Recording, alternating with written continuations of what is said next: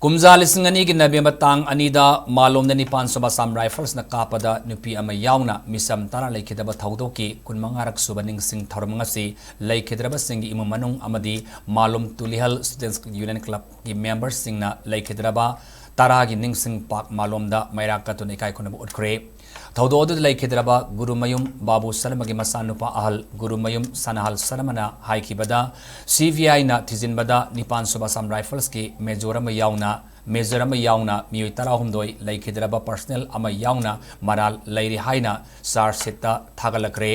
asi fawa central laingakna mieng sangbidana prosecution sanction pidana thamba asi Maral Leiraba security personnel officer sing Kangkhattuna Thamli thawong asi miyam amadi marinaba singna mieng sangbidana sei kunmanga farlaba thaudok asigi achuma wail fangan biu haiki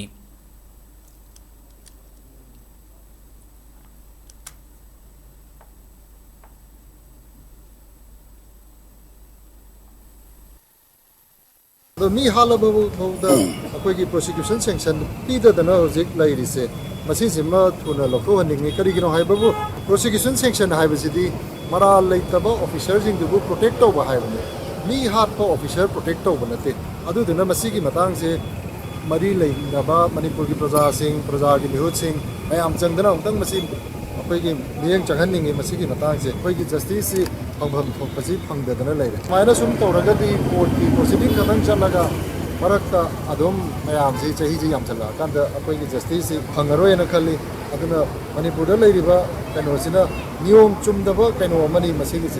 later appointed prosecution. It is Maral Laitabo Ragati Moido innocent me Hiraga prosecution sanctions denied over Yay and Akali Adun Munna Ragati prosecution sanctions city Maral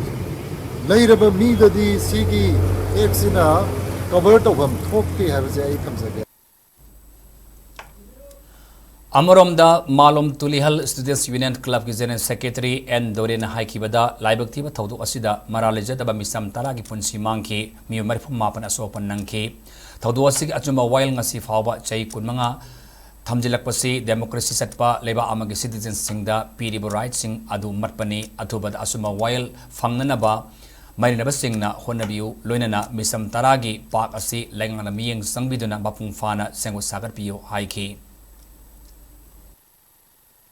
Memorial Park asi itang hojig sana daw abdi yamda asana sekoni ngi wakanda moy tam thok thok ma la hisi batang sa ila kana en ngi hene khajaba ajaba abdi bapam je khogi legin sawa